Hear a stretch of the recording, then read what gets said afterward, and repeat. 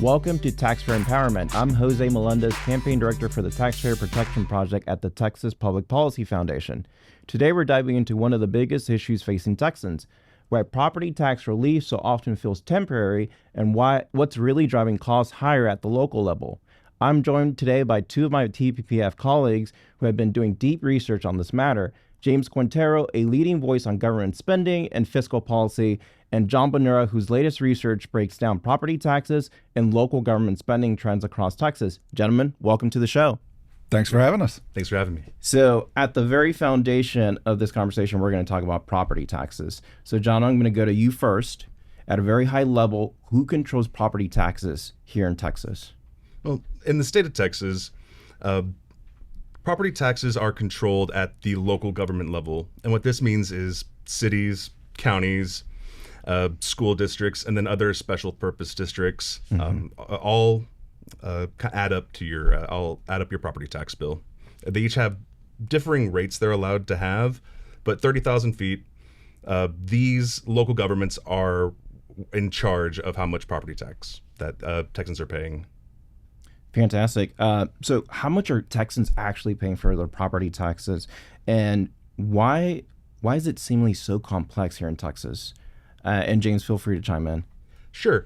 Well, local governments have a lot of leeway when it comes to the rates they're able to charge, because you want to be able to have that kind of, localized control, because each kind of area is different. So in Texas, you have this huge range from very, very low, maybe about $1,000 a year to about $7,000 a year, depending on the metro area, the rates. Population, a lot of different things go into why the range is so wide across Texas. But a lot of it is, like you said earlier, like you were hinting, there's a lot of things that go into making it very complex as to how these calculations really do end up coming out. And I think it's a lot of the layers of government that you have make it even more complex. Yeah, one of the things I took a look at here recently was how much the average Travis County homeowner paid in property taxes. And one of the very interesting things that I came across is the county actually Travis County has a budget in brief document, which spells out very clearly that the average homeowner here in Austin can expect to pay about $10,800 in taxes this year. Right. And if you track back over the last several years, what you find is that just 10 years ago, that same homeowner was paying about $7,100 in taxes. So they've experienced about a 51% increase in their total tax bill. And that's curious to think about, because if you go and you ask the average Austinite, hey, do you feel like you're receiving 51% more in services today than you were, let's say, 10 years ago, right? Are your roads cleaner and safer? Are your parks better and more spacious? Is the homeless problem largely taken care of? I would suspect that the average Austinite is probably not going to say yes, right? And that raises the question, well, if the average person in Austin is not seeing better services and better government, what exactly are they getting for that 50% plus increase in their tax bill?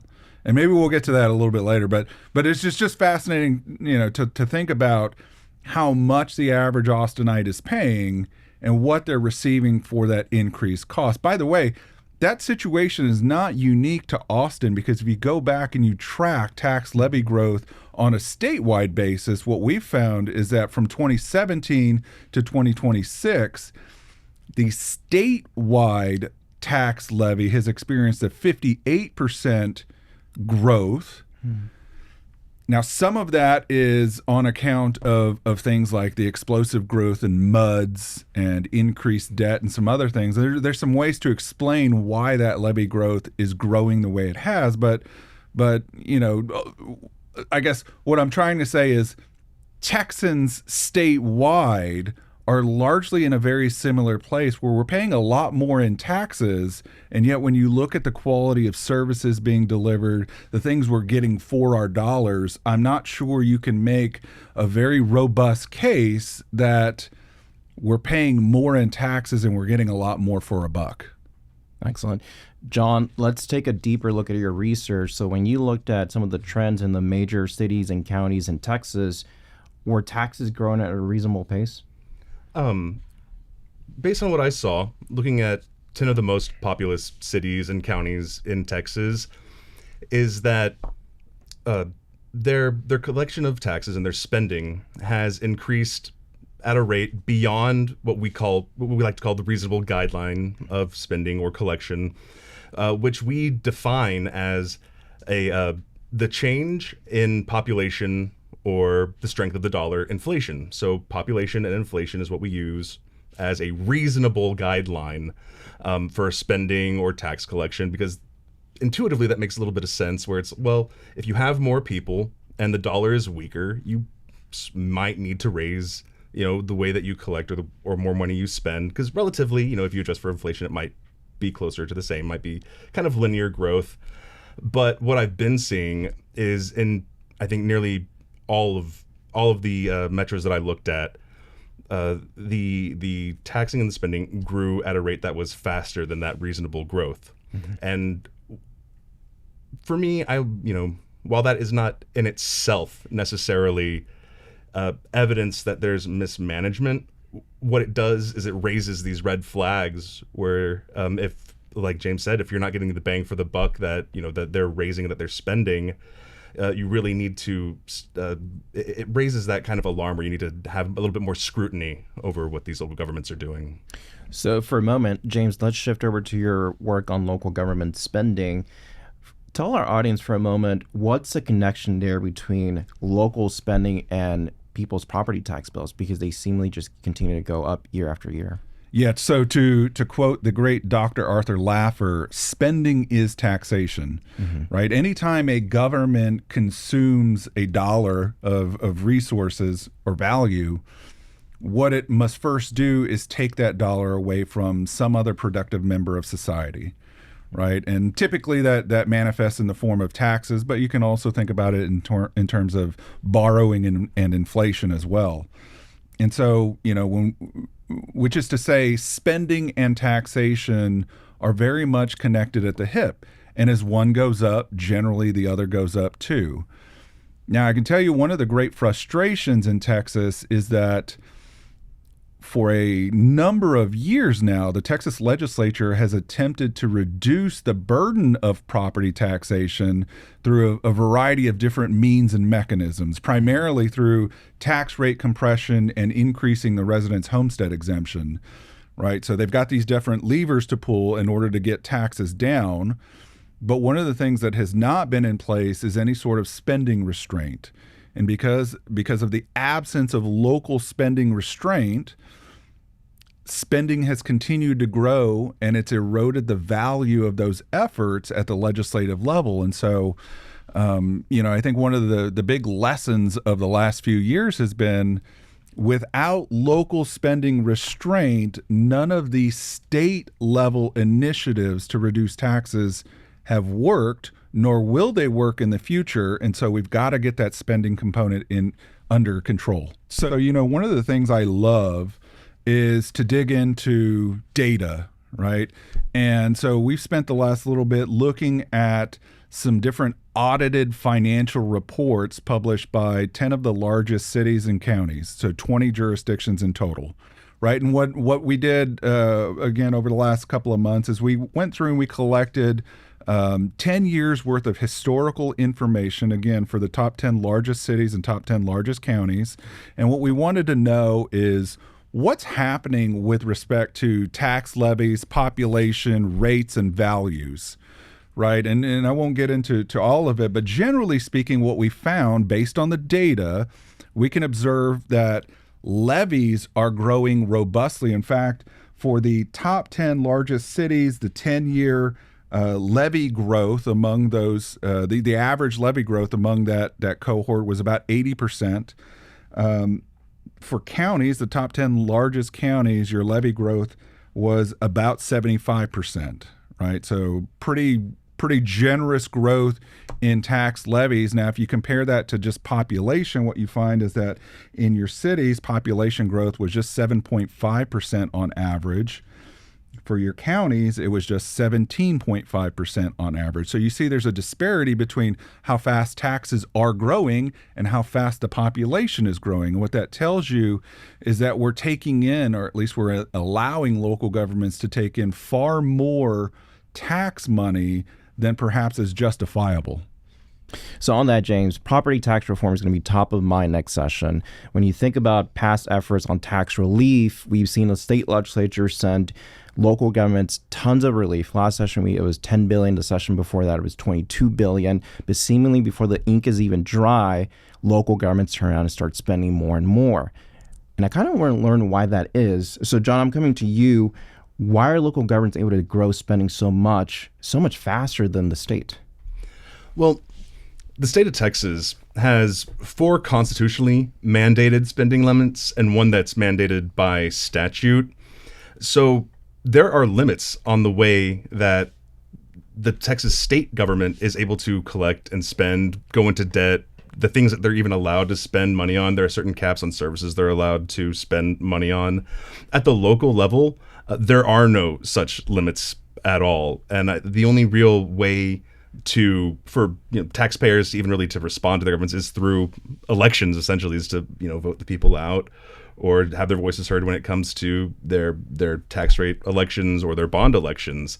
There's nothing in any ordinance or charter or in the Constitution or any state law that has any real significant limiting factor on the ability for local governments to spend.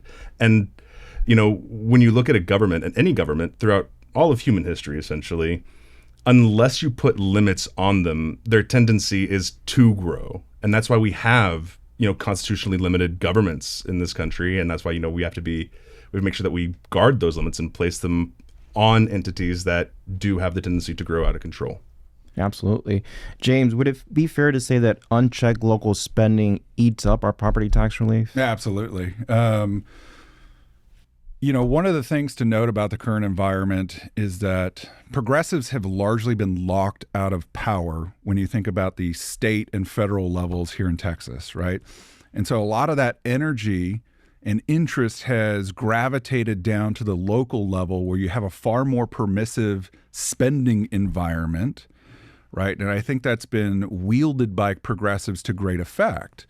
Right, they've been able to advance a lot of really crazy ideas and concepts at the local level because the state thus far has not really put any meaningful restrictions in place with respect to spending. Now, one of the other things that I'll give progressives credit for is that they've developed a really robust intellectual infrastructure that operates in the background and really grabs new and current local elected officials and drags them in a leftward direction, right? And I'm talking about your Texas Municipal League, Texas Association of Counties, Texas Association of School Boards. There's a million of these different entities which tend to inundate your local elected officials with left-leaning propaganda and legal advice, and they drag them in a more progressive direction over time.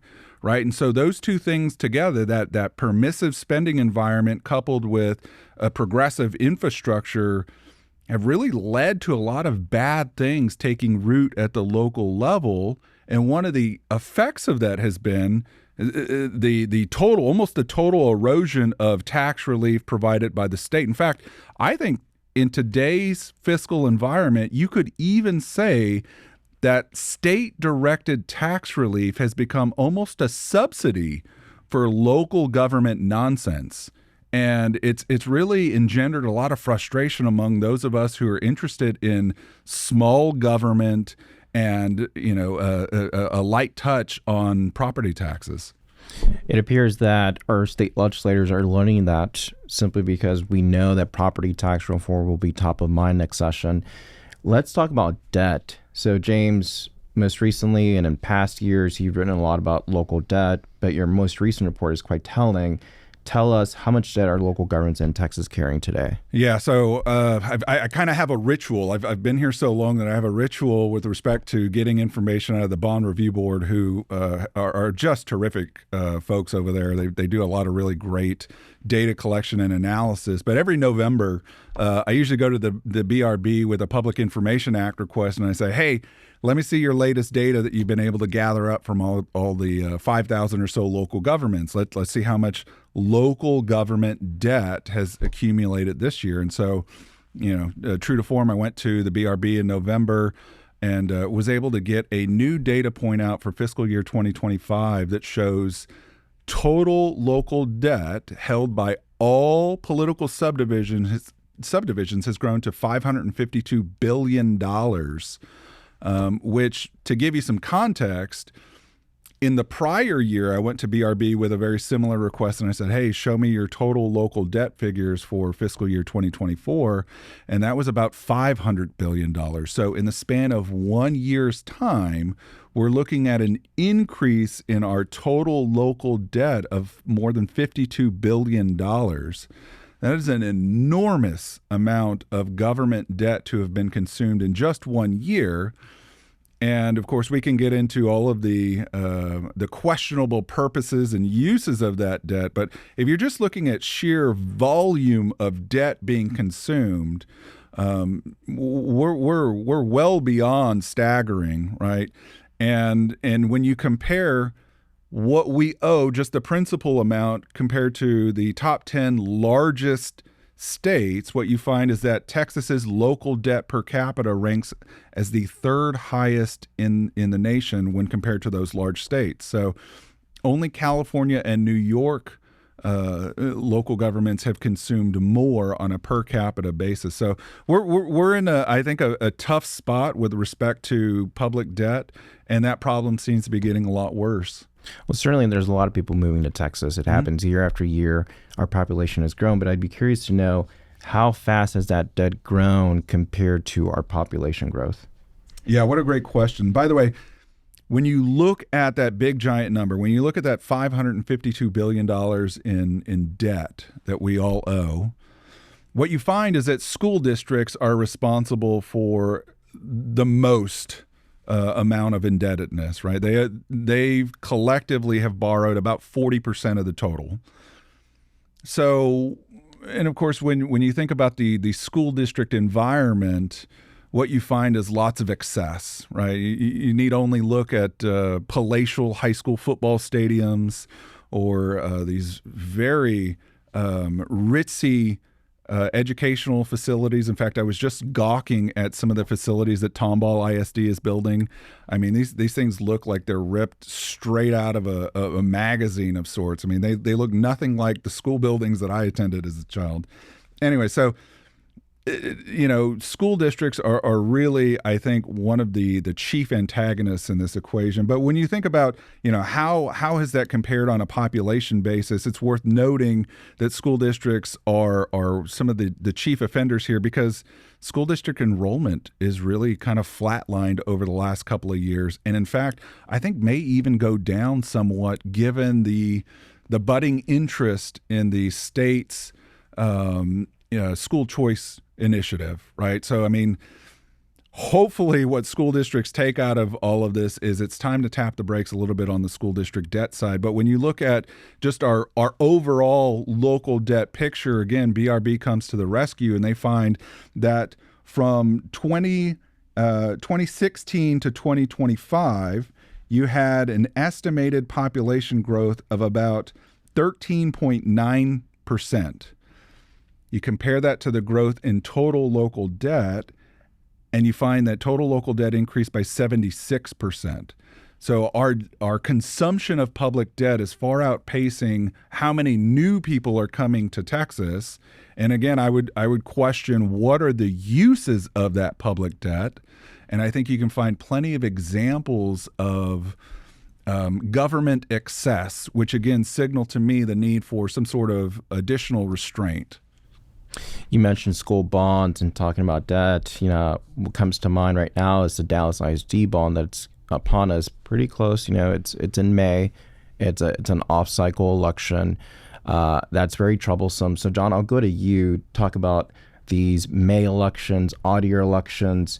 What role does this low voter turnout have in our local debt?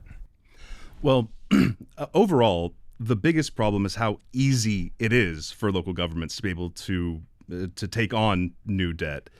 And you see this a lot through, like you were saying, through these, not just May elections, but May of off year or non-presidential year elections, a very, very low turnout. And what happens is you can have this easily, mobilized, very small group, essentially rubber stamp new debt. And you see this happening a lot, like you said, in ISDs. It's when you have very few people turning out, it's much easier to pass a bond if, they're led to by with certain incentives or to be able to pass these debts. And I think sometimes that's why they're even put in May elections, because it's just easier to get these things through. I was preparing for a talk once, and I was looking at the top 10 top 5 most populous counties, just so I could have some examples. And when I was looking at turnout from May of 2025, I think the lowest I saw was around 2% voter turnout, and the highest I saw was just under 11%. So, we have these very, very small numbers of people who are just essentially approving debt for the rest of the people in that area. And that leads to higher property values, which is how, valuations are one part of the way that property taxes are calculated. So the debt, the valuation, all of this adds up to higher taxes being decided by 2% to 11% of the people in this area. And that's not the Republican form of government that we were guaranteed. By the way, one of the curious phenomenon that's happening right now is that you have large urban school districts that are absolutely gorging on public debt, right? And if you look at their enrollment numbers, it's not justified because their populations, or at least the number of students that they're servicing, is going down. And I think one of the things that's happening in these districts is they're figuring that if we build giant, shiny new buildings at great taxpayer expense, then that will reattract a declining student enrollment. Do you think that's the case with Dallas ISD bond? So the Dallas ISD bond is $6.2 billion. It's the biggest package ever presented in the state of Texas. Do you think that's what's happening there? I think these school districts are flailing. They're throwing everything at the kitchen. They're throwing everything at the wall to see what sticks. And as part of that, a lot of them are going deeply into debt, again, trying to build big, new, shiny buildings to reattract these students who are fleeing to the outskirts. Now, what these schools perhaps don't recognize is that parents are leaving these districts for reasons either related to affordability or the content that's being taught in the building. And building new buildings is not going to solve either one of those problems. And so they're going about it entirely in the wrong fashion. And I do worry about the long-term sustainability of this move to borrow more and more and more, because ultimately they're not going to have the population necessary to service the debt, or at least to justify the use of these new buildings and facilities. And so it really brings in a lot of questions about how these districts are going to cope over the long term. And just one last question on debt. How does our local debt translate into higher tax burdens for the average Texan? Yeah, one of the unfortunate consequences of our current system is that voters don't necessarily make the connection between new debt and new taxes. Now, some of that has begun to change over the last couple of years because of what the legislature has done, right? They've tried to make it more clear to voters as they go and say yes or no to various propositions that, hey, this is a property tax increase. But I think there's still at least a little bit of doubt on the part of voters that they're not making the connection, right? Because they're either being inundated with kind of messaging from those who have an interest in seeing the bond pass that, hey, vote for this measure. It's not going to increase your tax rate, right? And voters don't necessarily recognize that your rate can stay the same, but your bill goes up, especially as your values increase. So they're getting hit on that side. They're also being misinformed by some official documents. If you look at the voter information documents, very often these will accompany your bond election orders, and they will tell you point blank that, hey, this will not cost any new taxes, right? Which is just a flat out falsehood. And the government is able to say that because of some manipulation. They're doing fuzzy math to really lie to voters. And then there's all these various special interests that, have their own means and avenues. Anyways, so you have voters getting hit with a lot of really questionable things. And so it's not a surprise that when they enter the voting booth to say yes or no to a bond, they're confused as to how much this costs or if it even costs anything at all. And so what I hope the future Texas legislatures will do is really help clarify for voters with a data point that tells the average voter, hey, if you vote for this measure, your taxes could go up by X number of dollars, right? I think we have to make it crystal clear to voters that there are fiscal consequences to their decisions as they say yes or no. And John, when you look at the full picture on property taxes, spending, and debt, can you explain to us how these three pieces interact and what's the simplest way you can explain it to Texans?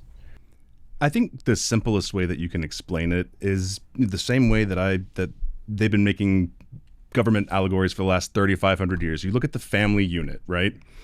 Every family unit in Texas, everyone has to have their own budget. There's what you take in, what you lay out, and what you lay out includes the amount of debt you take on. So if you take out a loan, if you take out debt, if you could take out credit card debt, even if you're not spending out of your savings or checking account, your bills are still going to go up the more you put on that credit card. So the debt then feeds into the spending. So you have to spend more to satisfy all the debts that you've taken out. And to satisfy that spending, to have that money, you have to raise then rates in the city. So what happens is you consume a lot of debt, you wind up having to spend a lot of money to service that debt, and then you have to raise the rates to be able to service that debt. So all of these things kind of start feeding into each other. And, that starts putting an undue burden on Texan families. James, you started touching on this for a moment, which is reforms at the legislature that can be accomplished next session.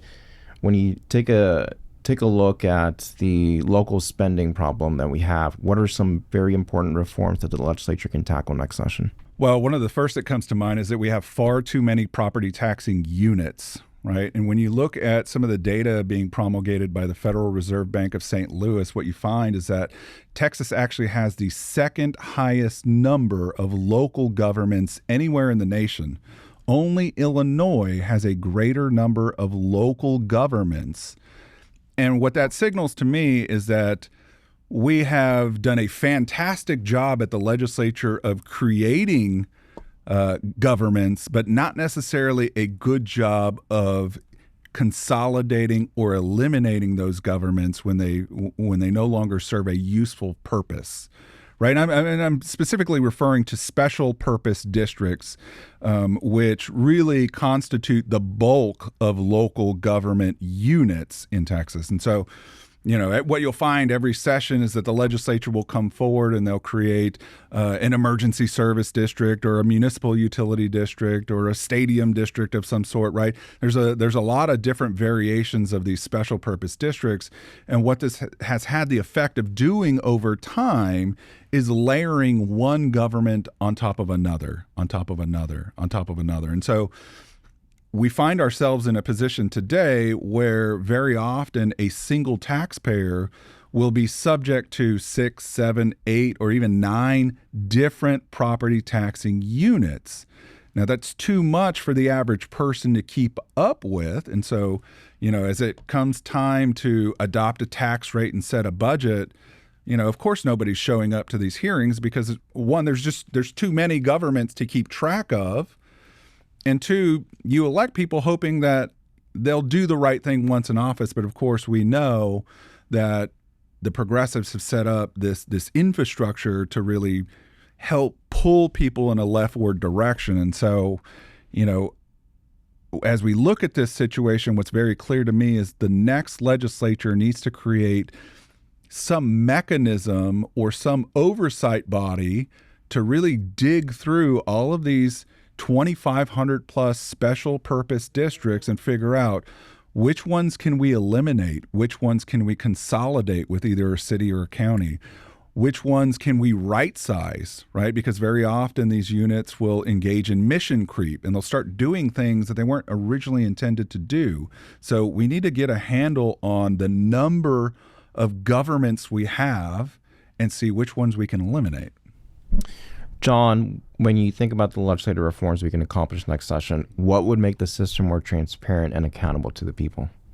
Well, I'd like to just piggyback off one of the things that James said before, strengthening this voter information document to really reflect what the costs are going to be when you have these bond election votes.